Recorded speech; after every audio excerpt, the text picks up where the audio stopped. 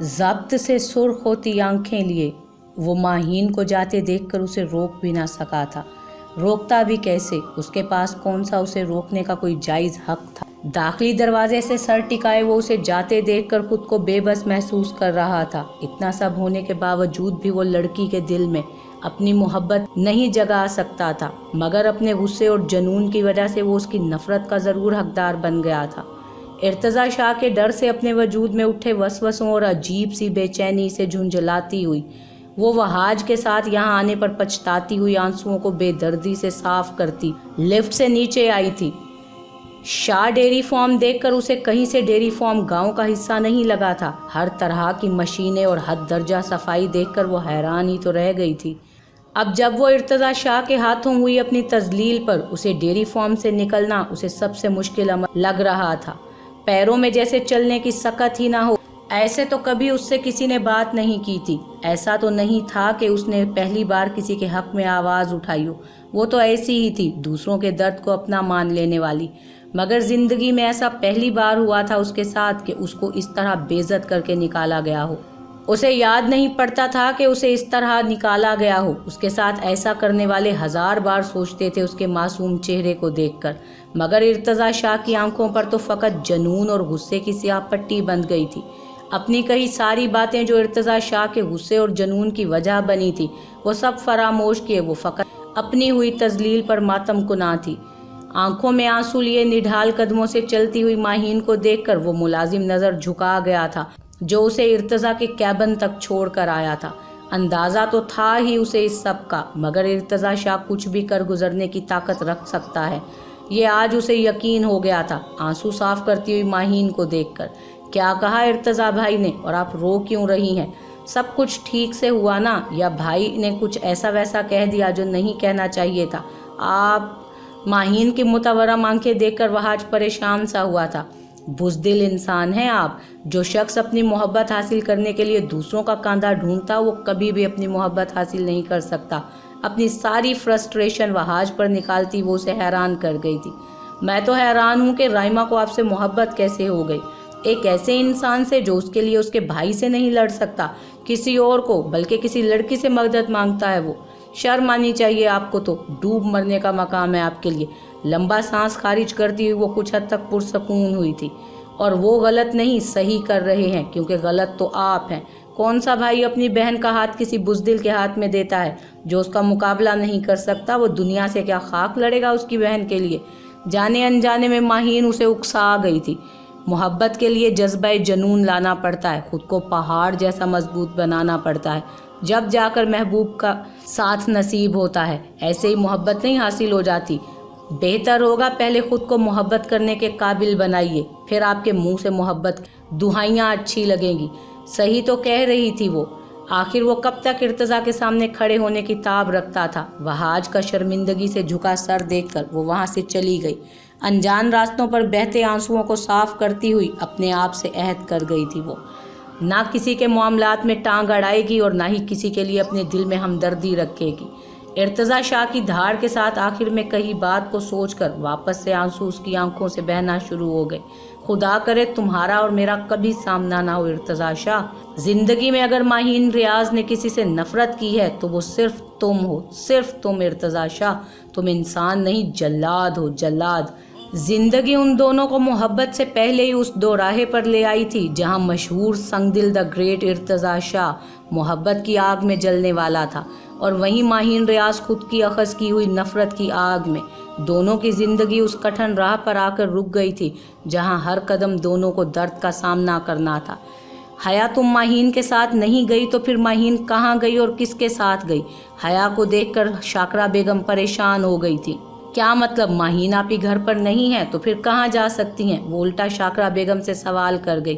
یہی تو میں تم سے پوچھ رہی ہوں، وہ اگر تمہارے ساتھ نہیں گئی تو کس کے ساتھ گئی ہے باہر؟ یا اللہ رحم فرمانا میری بچی پر، اسے تو یہاں کے راستوں کا بھی نہیں پتا۔ دونوں ہاتھوں میں سر گرائے وہ پریشان ہوئی تھی۔ کم از کم انہیں ماہین سے ایسی لاپرواہی کی امید نہیں تھی۔ امو آپ ٹینشن نہ لیں، میں کال کرتی ہوں ماہین آپی کو۔ شاکرہ بیگم کے گھٹنوں پر ہاتھ رکھتے ہوئے وہ خود بھی پریشان ہوئی تھی۔ کال تو جا رہی ہے پر وہ اٹھا نہیں رہی۔ ماہین کے بارے میں سوچ کر ہی حیا روحان سی ہو رہی تھی۔ तुम ट्राई करती रहो, शायद उठा ले। या अल्लाह मेरी मासूम बेटी की हिफाजत करना। माहीन को लेकर बुरे बुरे ख्यालात उनके जहन में आ रहे थे। इनसे वो मजीद परेशान होती हुई दुआ गो थी। हेलो माहीन आपी, कहाँ हैं यार आप? मुसलसल 4 कॉल्स के बाद फ़ोन अटेंड करती हुई माहीन हया की आवाज़ सुनकर रो दी थी। या अल्लाह तेरा शुक्र है मेरे मालिक। माहीन का फ़ोन अटेंड करना शाकरा बेगम की थमी हुई सांसें बहाल कर गया था। हया प्लीज़ आ जाओ वरना मैं मर जाऊंगी। मुसलसल रोने की वजह से भारी होती माहीन की आवाज़ हया मुश्किल से ही समझ पाई थी। अच्छा रोना बंद करें, ये बताएं आप कहाँ हैं? मैं आती हूँ ड्राइवर के साथ। पता नहीं क्यों मुझे बस रोना आ रहा है, ये आंसू बंद होने का नाम ही नहीं ले रहे। क्या करूँ मैं? मासूम बच्चों की तरह रोती हुई वो फुटपाथ पर बैठी थी। अच्छा ये बताएं कहाँ पर हैं आप इस वक्त? माहीन की हालत का सोचकर हया के हाथ पैर ही फूले जा रहे थे। मुझे नहीं पता, ये शहर है जहाँ पर बोर्ड्स लगे होंगे, चिढ़कर कहती हुई अपनी सोसों करती नाक से वो तंग आई थी। ओके बाबा, कोई जगह की पहचान ही बता दें जहाँ पर आप इस वक्त मौजूद हैं। हया की समझदारी पर शाकरा बेगम हैरान हुई। यहाँ तो बस दरख्त ही दरख्त हैं। हाँ, यहाँ से शाह डेयरी फार्म करीब पड़ता है, इससे ज़्यादा नहीं पता मुझे। ठीक है आप वहीं रुके, मैं आ रही हूँ।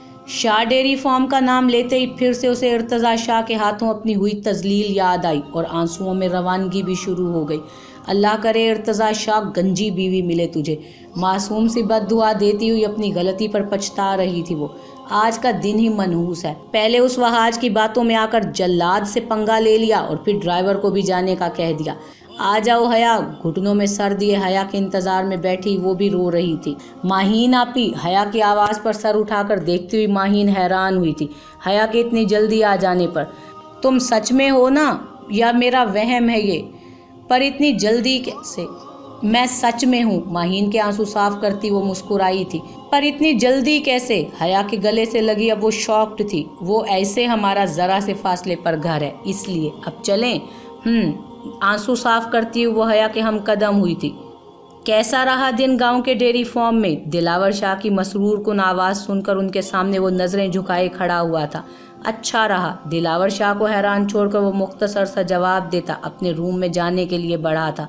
हैदर की आवाज़ पर वो बिना मुड़े रुक गया था। लंदन से कॉल आई थी, आपने कुछ मशीनों का ऑर्डर दिया था क्या? हाँ कल दिया था ऑर्डर, कंफर्म हो गया क्या? खुद की कैफियत को छुपाने की कोशिश में वो कामयाब ठहरा था। जी भाई हो गया है। अगर आप कहें तो इस बार मैं लंदन चला जाता हूँ, वैसे भी काफ़ी महीने हो गए हैं गए हुए। इर्तज़ा की पीठ को देखता हुआ वो हैरान हुआ था। हाँ क्यों नहीं। हैदर और दिलावर शाह को हैरान छोड़कर वो वहाँ से हवा के झोंके की तरह गायब हुआ था। आपको कुछ पता है बाबा सरकार के क्या हुआ है इर्तज़ा भाई को? दिलावर शाह के बराबर में आकर बैठता हुआ हैदर इर्तज़ा की सुर्ख आंखों को देखकर परेशान हुआ था। सुबह डेयरी पर जाता बड़ा खुश दिख रहा था, मगर अब न जाने क्यों मुझे थोड़ा परेशान लग रहा है। अल्लाह खैर करे, बस सब ठीक हो। डेयरी में कहीं किसी मुलाजिम की शामत न लगा कर आया हो। दिलावर शाह की बात पर वो मुबहम सा मुस्कुराया था। ये तुम्हें क्या अचानक से लंदन जाने की पड़ गई? इर्तज़ा को छोड़कर वो घूमकर हैदर की तरफ आ गए। गंदुमी रंगत का मालिक हैदर शाह अपनी सोबर पर्सनालिटी और मुस्तकिल मिजाज शख्सियत का हामिल था। हैदर शाह की शख्सियत पर 4 चांद लगाती उसकी बात बबात मुस्कुराने की आदत हमेशा ही उसे शाह ख़ानदान में मुख्तलिफ बनाती थी। ऐसे ही दिल चाह रहा था अपने मखसूस सोबर अंदाज में मुस्कुराते हुए वो सर झुकाए बैठा था। ये जो तुम्हारी नाक पर तिल है ना, तुम्हारे दादा सरकार की याद दिलाता है मुझे। हैदर की सुतवा नाक दबाते हुए वो मुस्कुराए थे। आप बिना बाबा सरकार दादी सरकार पर मलते हैं और कभी दादा सरकार पर। हैदर की बात पर सिटिंग एरिया में दिलावर शाह का जानदार कहकहा गूंजा था। अब हसास दिल ही इतने हो, मजाल है जो किसी मुलाजिम पर जाओ, बिल्कुल अपनी अम्मा सरकार की तरह। और फिर ये जो तुम्हारी नाक पर तिल है बाबा सरकार की तरह, तो बताओ कैसे तुम्हें एक पर मिलाऊं?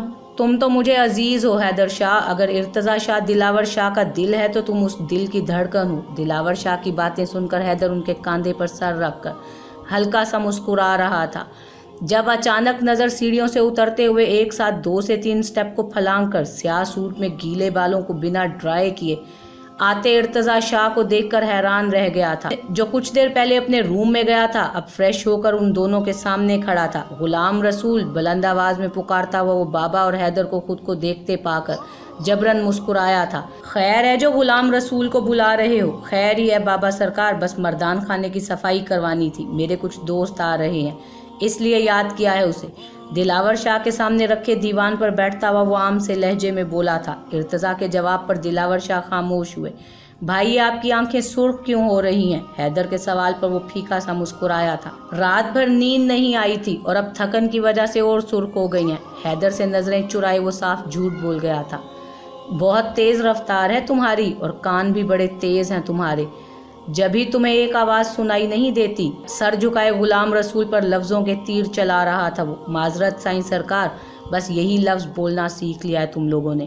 وقت پر تم لوگوں کی تنخواہ حاضر ہو، مگر تم لوگ ایک آواز پر حاضر نہیں ہو سکتے۔ کانوں میں روئی ٹھونسی ہوئی ہے یا گھٹنوں میں پانی پڑ گیا ہے؟ اپنے اندر اٹھے طوفان سے وہ سب کچھ تہس نہس کرنے کا خواہاں تھا۔ سرکار، وہ حیدر کو مددی نظروں سے دیکھتا ہوا غلام رسول ارتضیٰ شاہ کے سرخ قہر برساتی آنکھوں سے ڈر رہا تھا۔ غلام رسول تم جاؤ اور مردان خانے کی صفائی کرواؤ۔ حیدر کی اجازت پاتے ہی غلام رسول وہاں سے گدھے کے سر سے سینگ کی طرح غائب ہو چکا تھا۔ حیدی کیا تھا یہ جو تمہاری رحم دلی ہے یہی انہیں سر پر چڑھا رہی ہے۔ اچھے سے جانتا تھا حیدر کے ارتضیٰ اس پر ذرا سا غصہ ہو کر خاموش ہو جائے گا۔ ہوا بھی کچھ ایسا۔ ارتضیٰ اپنے دکھتے سر کو انگلیوں کے پوروں سے دباتا ہوا دیوان پر دراز ہو گیا تھا۔ بھائی سر میں درد ہو رہا ہے تو چائے کا کہہ دوں؟ ارتضیٰ کو دیوان پر لیٹتے دیکھ کر حیدر اس کے پاس آیا۔ یہ بھی پوچھنے والی بات ہے۔ حیدر جاؤ اور اماں سرکار یا رائمہ کو کہو کہ چائے بنائے۔ آنکھوں پر کوہنی رکھے لیٹتے ارتضیٰ کو دیکھ کر دلاور شاہ فکر سے بولے تھے، ارتضیٰ اپنے روم میں چلو، وہاں پر اچھے سے آرام کر لینا۔ نہیں بابا سرکار، میں ٹھیک ہوں، آپ جائیں، جا کر آرام کریں، چائے پی کر ٹھیک ہو جائے گا سر درد ہی تو ہے۔ دلاور شاہ کے فکر مندانہ انداز پر وہ انہیں دیکھ کر مسکرایا تھا۔ میری سنتے ہی کب ہو؟ دلاور شاہ کے شکوے پر مسکراتا ہوا انہیں جاتے دیکھ کر واپس وہ اپنی آنکھیں موند گیا تھا۔ نوری تم جاؤ اور ارتضیٰ سائیں کا سر دباؤ۔ وہاں سے گزرتی ہوئی نوری کو دیکھ کر حیدر حکم کرتا ہوا وہاں سے چلا گیا۔ جی سرکار سائیں۔ ارتضیٰ کا نام سنتے ہی سر کو جھکائے وہ مسکرا کر وہاں سے گئی تھی۔ پیشانی پر نرم ملائم دباؤ محسوس کرتا ارتضیٰ شاہ نیند کی وادی میں اترتا ہوا مسکرا رہا تھا۔ سرکار سائیں، سکون مل رہا ہے آپ؟ ارتضیٰ کو اتنے قریب سے مسکراتا دیکھ کر نوری نے مسرور کن لہجے میں پوچھا تھا۔ نیند میں ہونے کی وجہ سے آواز کو پہچانتا ہوا وہ اپنی دونوں بھویں سکیڑ گیا تھا۔ سرکار سائیں، نوری کے دوسری بار پکارنے پر فوراً اس نے آنکھیں کھولی۔ اپنی پیشانی پر رکھا نوری کا ہاتھ غصے سے جھٹک دیا۔ ہمت کیسے ہوئی تمہاری؟ میں نے کہا تھا کہ میرا سر دباؤ تم۔ غصے سے دھاڑتا ہوا نوری کے سر پر آن دوڑا تھا وہ۔ سرکار، وہ ارتضیٰ کے خوف سے وہ سہم گئی۔ نکلو میری نظروں کے سامنے سے دور ہو جاؤ۔ منہ پہ دوپٹہ رکھتی وہ سسکی دبائے وہاں سے بھاگی تھی باہر کی طرف۔ اندر آئی شاہدہ بیگم کو اشک بار نظروں سے دیکھتی ہوئی وہ آگے چلی گئی۔ کیا ہوا شاہ؟ ارتضیٰ کے کندھے پر ہاتھ رکھتے ہوئے وہ نوری کو روتے دیکھ کر پریشان ہوئی۔ یہ لڑکی میری نظروں کے سامنے نہ آئے دوبارہ، ورنہ میں وہ کر گزروں گا جس کا کوئی تصور بھی نہیں کر سکتا۔ آپ اچھے سے جانتی ہیں کہ میں اپنی زبان کا کتنا پکا ہوں۔ دانت دبا کر ضبط سے بولتا ہوا وہ شاہدہ بیگم کو حیران وہاں چھوڑ کر اٹھ گیا تھا۔ جب سے آئی ہیں خاموش بیٹھی ہوئی ہیں، کیا بات ہوئی ہے اور کیوں اکیلی گاؤں گھومنے گئی تھی؟ اور یہ کیا طریقہ تھا؟ آپ گاؤں کے راستوں سے انجان ہونے کے باوجود ڈرائیور کو کیوں واپس بھیج چکی تھی؟ جب سے ماہین اس کے ساتھ آئی تھی تب سے بس خاموش بیٹھی تھی، اور اب جب وہ اسے زبردستی کھانا کھلا کر اپنے روم میں لائی تھی تو حیا کا ضبط جواب دے گیا تھا۔ دونوں ہاتھ کمر پر رکھ کر پوچھتی ہوئی ماہین اتنی طویل خاموشی سے وہ زچ آ چکی تھی۔ یار، کوئی لڑکی اتنی دیر تک کیسے خاموش اور مسلسل رو سکتی ہے؟ اگر تم پر اس وحشی کی وحشت طاری نہ کر دوں نا تو میرا نام بھی ارتضیٰ شاہ نہیں۔ بار بار گونجتی ارتضیٰ شاہ کی آواز سے وہ خوف زدہ ہو رہی تھی۔ ماہین دونوں کاندھوں کو بری طرح جھنجھوڑتے ہوئے حیا چلائی تھی۔ حیا، بہت برا ہوا ہے حیا۔ وہ حیا کے گلے لگی اور پھر سے رونا شروع ہو گئی۔ پتہ نہیں حیا وہ کیا کرنے والا ہے میرے ساتھ۔ سسکیوں کے ساتھ بولتی ہوئی اس کے بارے میں سوچ کر اس کی اپنی جان ہلکان ہو رہی تھی۔ کون برا ہے ماہین؟ نام کیا ہے اس کا؟ اور کوئی کچھ نہیں کر سکتا آپ کے ساتھ، میں ہوں نا۔ امو بابا ہیں، چاچو بھی ہیں تمہارے ساتھ، تمہیں ڈرنے کی کوئی ضرورت نہیں ہے۔ ماہین کے بالوں میں ہاتھ چلاتی وہ اسے پرسکون کرنے کی کوشش کر رہی تھی۔ تم مجھے اکیلا مت چھوڑ کر جانا، بلکہ میں بابا کو کہتی ہوں ہم واپس شہر چلے جاتے ہیں۔ حیا سے الگ ہوتی ہوئی وہ اپنے آنسو صاف کر رہی تھی۔ مگر وہ تو شہر میں آ جاتا ہے، ہائے اللہ میں کہاں جاؤں؟ گھٹنوں میں سر دیے وہ سسکیوں سمیت رو رہی تھی۔ माहीन रिलैक्स करें, कुछ नहीं होगा, कुछ नहीं बिगाड़ सकता कोई, समझी? सिर्फ तुम्हें डराया धमकाया होगा उसने, ऐसे धमकी नहीं दी जाती। हया की बात को वो नफी कर गई थी। उसे आपने कुछ कहा था? क्या कहा था आपने उसे? जवाब में माहीन मुस्बत में गर्दन हिला गई। बस फिर उसने आपको डराया है और कुछ नहीं, समझी आप? चले अब आंसू साफ करें। माहीन के आंसुओं को साफ करते वो मुस्कुराई थी। सच में उसने डराया था मुझे? कुछ नहीं करेगा ना वो मेरे साथ? नहीं करेगा। नाम तो बताएं उसका। हया की बातों से वो काफ़ी हद तक पुरसकून हो गई थी।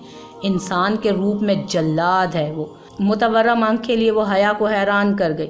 अच्छा छोड़े ना, मुझे नींद आ रही है, हम सोते हैं। माहीन का हाथ पकड़कर उठाती हुई वो उस शख्स को सोच रही थी, कौन है वो जल्लाद? नींद में माहीन को सिसकियां लेते देखकर वो परेशान हो गई। मर्दान खाने लगी आज। इर्तज़ा और उसके दोस्तों की महफिल को शुरू हुए। अभी कुछ ही वक्त हुआ था कि गुलाम रसूल का बेटा रहीम दरवाजे पर खड़ा हुआ इर्तज़ा को देखकर मुस्कुराने लगा। यहाँ क्या कर रहे हो तुम? जाओ। रहीम को देखते इर्तज़ा ने नर्म लहजे में उसे जाने को कहा, मगर उसे टस से मस ना होते देखकर वो अपनी जगह से उठता हुआ रहीम को हाथ से पकड़कर बाहर लाया था। बच्चे बड़ों की महफिल में नहीं आते, जाओ। आराम से कहता हुआ उसे फिर भी ना जाता देखकर गुलाम रसूल को आवाज़ लगा गया था, जी सरकार। रहीम को यहाँ देखकर गुलाम रसूल जान गया था कि उसे यहाँ क्यों बुलाया गया है। अपने इन बच्चों को मर्दान खाने से दूर रखना। अगर मैंने इनमें से किसी को भी इर्द गिर्द भटकते हुए देखा ना, तो तुम्हारी इस हवेली में आखिरी रात होगी, समझे? पिलर के पीछे छुपे बच्चों को देखकर इर्तज़ा का खून खोल गया था। जी सरकार। मर्दान खाने में इर्तज़ा को जाते देखकर गुलाम रसूल अपने शरारती बच्चों पर चाह कर भी गुस्सा न कर सका था। क्या हो रहा है यहाँ पर? अपने कान में सरगोशी सुनता हुआ रहीम अपने दिल पर हाथ रखता हुआ पीछे मुड़ा, मगर हैदर शाह को देखकर मुस्कुराया था। शुक्र हैदर साईं आप थे, वरना मैं तो डर ही गया था। और क्यों डर गए थे? घुटनों के बल बैठता हुआ हैदर रहीम के मासूम चेहरे को देखकर मुस्कुराया था। मैं समझा साईं सरकार होंगे। ओह, तो इर्तज़ा भाई से छुपा जा रहा है। रहीम का हाथ पकड़कर चलता हुआ वो गार्डन में आया था। वैसे क्यों छुप कर देखा जा रहा था उन्हें? रहीम को अपनी गोद में बिठाता वो मारे तजस्सुस से पूछ बैठा। वो मुझे अच्छे लगते हैं, बिल्कुल हीरो की तरह। शर्मा कर उसने मुंह पर हाथ रख लिया। मैं हीरो नहीं लगता? मसनूई नाराज़गी से वो पूछता हुआ अपनी मुस्कुराहट जब्त कर गया। आप तो प्यारे वाले मासूम वाले हीरो हो ना। हैदर के चेहरे को अपने नन्हे नन्हे हाथों के प्यालों में भरता वो शरारत से बोला था। ड्रामेबाज। रहीम की इस हरकत पर उसे जी भरकर प्यार आया था। इर्तज़ा भाई से दूर रहा करो, उन्हें तंग नहीं किया करो। अच्छे बच्चे बड़ों को तंग नहीं करते। जी। हैदर की गोद से उतरकर वो भाग गया था। खुली फिजा में सांस लेता हुआ हैदर अपनी बंद आंखों के पर्दे पर लहराते अक्स को देखकर मुस्कुराया था। ये बच्चा कौन था? इर्तज़ा को रहीम का हाथ पकड़कर बाहर ले जाते हुए देखकर सब हैरान हुए थे। गुलाम रसूल का बड़ा बेटा था। बदमज़गी से जवाब देता हुआ वो अपनी जगह पर आ बैठा। समझ से बाहर है, इन गरीब लोगों के खाने के लिए घर में दाने नहीं होते और बच्चों के एक लंबी कतारें खड़ी कर लेते हैं। ऐसे में ना ठीक से बच्चों की परवरिश कर पाते हैं और ना ही अच्छी तालीम दिलवा पाते हैं। गुलाम रसूल के छोटे बच्चों को सोचता वो परेशान हुआ था। हमारे पास इतना सब कुछ होने के बावजूद भी हम 2 से 3 बच्चे करते हैं यार, क्योंकि हमें उनके बेहतर मुस्तकबिल की फ़िक्र होती है। मगर इन लोगों को बस क्रिकेट टीम बनाने से मकसद है। बिल्कुल सही। इर्तज़ा की बात पर सबसे पहले असद ने हामी भरी, जो खुद भी अपने मुलाजमों के बच्चों को देखकर यही सोचता था, और इर्तज़ा ने वही बात कह दी। अब तो हुकूमत ने भी कह दिया है कि छोटा घराना खुशहाल पाकिस्तान। शिराज की बात पर इर्तज़ा बेसाख्ता मुस्कुराया था।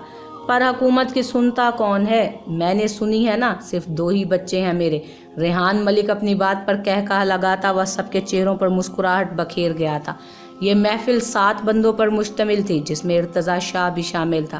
कहने को तो सब इर्तज़ा के दोस्तों में शुमार किए जाते थे, मगर इर्तज़ा शाह का उनमें से कोई भी दोस्त नहीं था। सब मुखालिफ थे एक दूसरे के।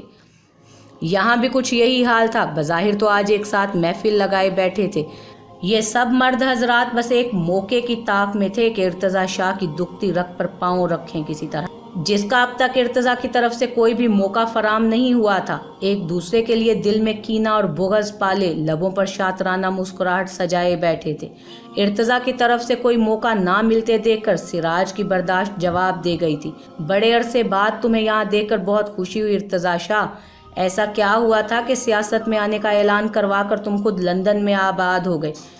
खलूस में छुपे तंज को समझता हुआ इर्तज़ा शाह मुस्कुराया था। वो क्या है ना, कुछ लोग वक्त के साथ बदलने के बजाय वैसे ही रहते हैं, एक ही जगह पर, जो कभी नहीं बदल सकते। मीठा तंज अब की बार इर्तज़ा शाह की तरफ से आया था। और रही बात सियासत की, तो मुझे उसमें ज़रा भी इंटरेस्ट नहीं है। जो चीज़ दिल को ना भाए मैं उसे करने से ज़रा गुरेज ही करता हूँ। बड़े तहम्मुल से बोलता वो अपनी नशिस्त पर रिलैक्स होकर बैठा था। इंटरेस्ट नहीं है तो ले लो, वैसे भी तुम्हारी तो बड़ी शीरीं ज़ुबान है, जिससे तुम कभी भी किसी को भी प्यार से लताड़ कर रख देते हो। सिराज की बात पर इर्तज़ा शाह का बुलंद बाग कहका मर्दान खाने में गूंज उठा था। शीरीं लहजे और चापलूसी करने में दिन और रात का फ़र्क है सिराज, और मुझे शौक नहीं है कि मैं किसी के जमे जमाए पैर उखाड़ दूं। अल्हम्दुलिल्लाह, मट्टी को सोना कर देने वाले नसीब से नवाजा हुआ है खुदा ने मुझे। तशक्कुराना अंदाज में बोलता हुआ सबको पल भर के लिए वो खामोश करवा गया। और फिर अपनी खातिर मैं किसी की नज़र में बुरा नहीं बनना चाहता। टांग पर टांग रखे वो बड़े आराम से सिराज को अपनी काबिलियत का आईना दिखा रहा था। अच्छा, तो ये मीडिया में तुम्हारे सियासत में आने की खबरें क्यों गर्दिश कर रही हैं? असल बात पर आते हुए सिराज के सब इर्तज़ा के जवाब के मुंतज़िर थे। आखिर वो लोग आज आए ही इसीलिए थे। ऐसी बात है? इर्तज़ा खुद हैरान हुआ मीडिया में अपने सियासत में आने की खबर को सुनकर। रिएक्ट तो तुम ऐसे कर रहे हो जैसे तुम्हें कुछ इल्म ही ना हो। इर्तज़ा के अंदाज पर बिलाल खान ने भी मैदान में एंट्री दी। मेरे सियासत में आने की खबर तुम लोगों को क्यों बेचैन कर रही है? सियासतदानों की फैमिली से हूँ तो जब चाहे आराम से सियासत में आ सकता हूँ। दोनों हाथ सोफे की पुष्ट पर रखता हुआ वो उन सब के कड़े तेवरों का जायजा लेता हुआ बोला। वो दिलावर शाह के नए कारनामे को तासुफ से सोचकर मुस्कुराया था। 4 साल पहले भी यहाँ से जाने की ये सियासत वजह बनी थी। ये जानने के बावजूद भी आपने फिर से इर्तज़ा शाह उन लोगों में से हरगिज़ नहीं है जो वक्त गुजरने के बावजूद एक ही जगह पर ठहरे रह जाएं, बल्कि मेरा शुमार तो समंदर की शोक लहरों में किया जाता है। कब अपना रुख मोड़ लूं मुझे खुद पता नहीं चलता। अपनी जहन में चलती सोचों को बिना किसी पर जाहिर किए वो उन सबके साकित चेहरों को देखकर मुस्कुरा रहा था। अरे छोड़ो ये सियासत की बातें, इतने अरसे बाद हम सब एक साथ हैं। अपने खास दोगलेपन पर उतरता हुआ रेहान बात ना बढ़ जाए के डर से बोला था। इर्तज़ा शाह के साथ बहस में नुकसान तो उन्हीं का होना था। इर्तज़ा का तो कोई बाल भी बांका नहीं कर सकता था। बड़ी सूनी महफिल का इंतज़ाम किया है तुमने इर्तज़ा, न शराब न शबाब। रेहान की बात पर सब मुत्तफिक हुए।